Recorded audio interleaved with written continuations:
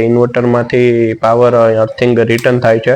ગુડવીના inverter જે service engineer હોય છે તેને મેં ફોન કર્યો એટલે હું કસ્ટમરના ઘરે આવી ગયો છું અને કસ્ટમરના ઘરે આવીને જોયું તો એસી સાઈડ એટલે કે લાઇટ જ નથી. જય શ્રી કૃષ્ણ મિત્રો, આજે આપણે જવાનું છે ધ્રોલ. ધ્રોલમાં ગુડવીનું ઇન્વર્ટર છે અને એમાં કંઈક પ્રોબ્લેમ આવે છે એટલે આપણે અહીંયા ગુડવીના ઇન્વર્ટર પાસે ધ્રોલ જવાનું છે અને અહીંયા રિપેરિંગ કરવાનું છે. અને અત્યારે 8 વાગી ગયા છે. 8 વાગે આપણે અહીંથી તો બસ મળશે ને એટલે આપણે એસટી બસ સ્ટેન્ડે જવાનું અહીંથી, અને એસટી બસ સ્ટેન્ડેથી પછી ધ્રોલ જવાનું છે બસમાં.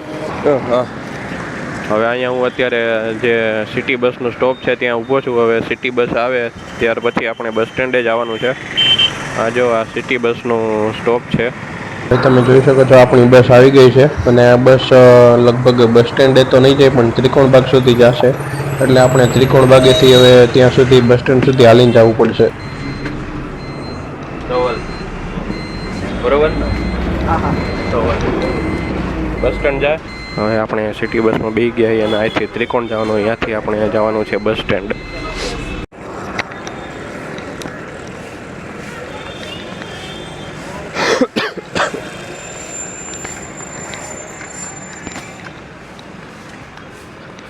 હવે આપણે અહીંયા ત્રિકોણબાગ ઉતરી ગયા છીએ અને ત્રિકોણબાગથી થોડુંક હાલશું આગળ એટલે થોડુંક જ આગળ બસ સ્ટેન્ડ છે.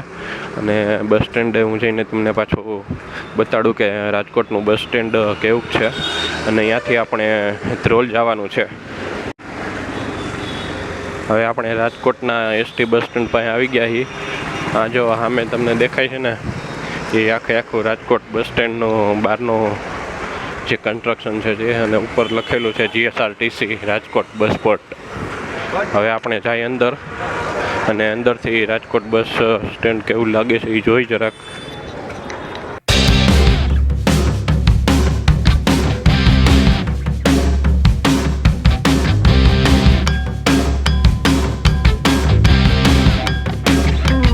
અહીંયા ઉપર લખેલું છે welcome to Rajkot bus port, અને અહીંથી આપણે એન્ટ્રી કરવાની. અને આ બાજુ બધી જ બસ ઊભી રહે છે. હવે ધ્રોલની બસ જોઈ કેટલા વાગે ઊભી રહી છે.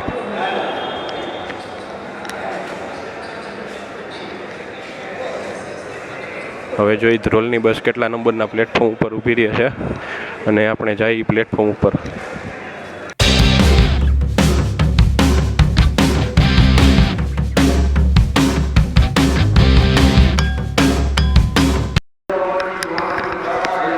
અત્યારે 8:30 વાગી ગયા છે અને આપણને ધ્રોલની બસ મળી ગઈ છે.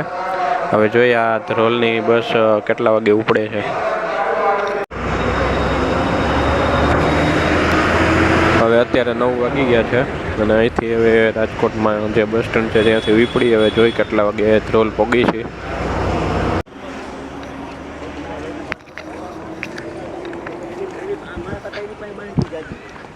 હવે આ 10:15 વાગી ગયા છે અને આપણે અહીં ધ્રોલ પહોંચી ગયા છીએ બસ સ્ટેન્ડે.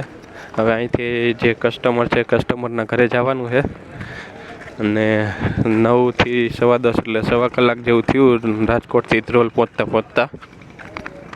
હવે હું કસ્ટમરના ઘરે આવી ગયો છું અને કસ્ટમરના ઘરે આવીને જોયું તો એસી સાઈડ એટલે કે લાઇટ જ નથી. હું અત્યારે ડીસી સાઈડના વોલ્ટેજ DC ટુ અર્થિંગ એટલે કે પ્લસ ટુ અર્થિંગ અને માઇનસ નેગેટિવ ટુ અર્થિંગ માપી લઉં છું. અને તમે વિડીયોમાં જોઈ શકો છો કે નેગેટિવ ટુ અર્થ 40 થી 42 વોલ્ટેજ આવે છે, તે એટલે કે ઇન્વર્ટરમાંથી પાવર અર્થિંગ રિટર્ન થાય છે. મેં પછી હવે ડીસી સાઈડની MCB બંધ કરી દીધી અને ત્યાર પછી પોઝિટિવ ટુ નેગેટિવ પહેલાં માપો એટલે બરાબર આવે છે, અને ત્યાર પછી આપણે પોઝિટિવ ટુ અર્થ માપી લીધો તો તેમાં 0 વોલ્ટેજ આવે છે, અને પછી નેગેટિવ ટુ અર્થ માપ્યો તો તેમાં પણ 0 વોલ્ટેજ આવે છે. એટલે કે ઇન્વર્ટરમાં જ કંઈક પ્રોબ્લેમ છે, એટલે આપણું ઇન્વર્ટર ચાલુ થતું નથી. એસી વોલ્ટેજ આવે છે એટલે કે લાઇટ આવે છતાં આપણું ઇન્વર્ટર ચાલુ થતું નથી. અને ત્યાર પછી મેં ગુડવીના ઇન્વર્ટર જે સર્વિસ એન્જિનિયર હોય છે તેને મેં ફોન કર્યો એટલે સર્વિસ એન્જિનિયરે કીધું કે આપણે જે ઇન્વર્ટર છે તેમાં જે MC4 લગાડેલા છે તે કાઢીને ત્યાં અર્થિંગ માપો એટલે કે નેગેટિવ ટુ અર્થ માપો અને પોઝિટિવ ટુ અર્થ માપો અને તેવો વિડીયો બનાવીને મને આપો. એટલે મેં તને તે વિડીયો બનાવીને આપ્યો, પણ તેમાં પણ કંઈ વાંધો નથી. તેમાં પણ નેગેટિવ ટુ અર્થ 0 વોલ્ટેજ જ આવે છે. હવે મેં ગુડવીના સર્વિસ એન્જિનિયરને ફોન કર્યો હતો તો તેને કીધું કે ઇન્વર્ટરમાં જ કંઈક પ્રોબ્લેમ છે અને હજી તો 1 જ વર્ષ થયું હતું એટલે ઇન્વર્ટર પાછું રિપ્લેસ કરી દેવાનું છે. ધ્રોલમાં બધું કામ પૂરું થઈ ગયું છે અને અહીંથી આપણે હવે નીકળી ગયા છીએ અને અત્યારે વાગી ગયા છે 11:30. તે આપણે બસમાં નથી જતા પણ ઇકોમાં જઈએ એટલે ઇકો તો ઘા પહોંચાડી દેશે, બસ કરતાં ઝડપથી પહોંચાડશે. પણ એ માધાપર ચોકડી સુધી જ જશે. માધાપર ચોકડીથી આપણે ગ્રીનલેન્ડ ચોકડી સુધીનો રિક્ષા કરવી પડશે. તમે વિડીયોમાં જોઈ શકો છો કે રાજકોટનું બોર્ડ આવી ગયું છે, પણ હજી તો માધાપર ચોકડી થોડીક આગી છે. અને અત્યારે વાંધો એ પડ્યો છે કે આ જે ઇકો છે તેમાં ગેસ પણ નથી અને તેની સાથે તેણે 200 રૂપિયાનું જે પેટ્રોલ પુરાવેલું હતું તે પેટ્રોલ પણ ખાલી થઈ ગયું. એટલે હવે ખબર નથી માધાપર ચોકડી સુધી આ ગાડી પહોંચશે કે નહીં. આપણે માધાપર ચોકડીએ પહોંચી ગયા છીએ. આમ જો હું તમને ઓલો ઇકો દેખાડી દઉં. આ આપણો ઇકો ઊભો છે. હવે અહીંયા ઉતારી દીધા કેમ કે હે ને અહીંયા પુલ નીચે ઉતારી દીધા કેમ કે હવે એને પેટ્રોલ પૂરું થઈ ગયું હતું. એટલે હવે પેટ્રોલ પૂરું થઈ ગયું ને હારે પાછો ગેસ પૂરો થઈ ગયો. એટલે હવે માંડ ગાડી અહીંયા સુધી પહોંચી છે. એટલે આપણને માધાપર ચોકડીએથી આટલા આગા ઉતારી દીધા છે. હવે અહીંથી જાય આપણે હાલીને.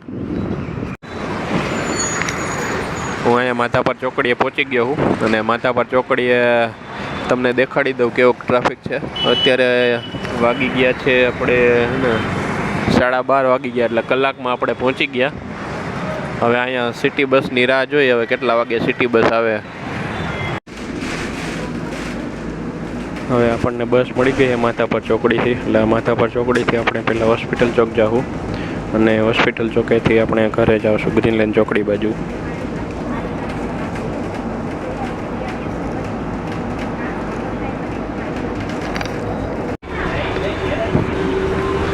હવે હોસ્પિટલ ચોકે ઉતરે અહીંયાથી તરત આપણને ગ્રીનલેન્ડ ચોકડીની બસ મળી ગઈ છે. એટલે આપણે અહીંયા બેસી ગયા છીએ અને માધાપર ચોકડીથી હોસ્પિટલ ચોકના 25 રૂપિયા લીધા કેમ કે આખું રાજકોટ ફેરવીને મને હોસ્પિટલ ચોક લઈ આવ્યો.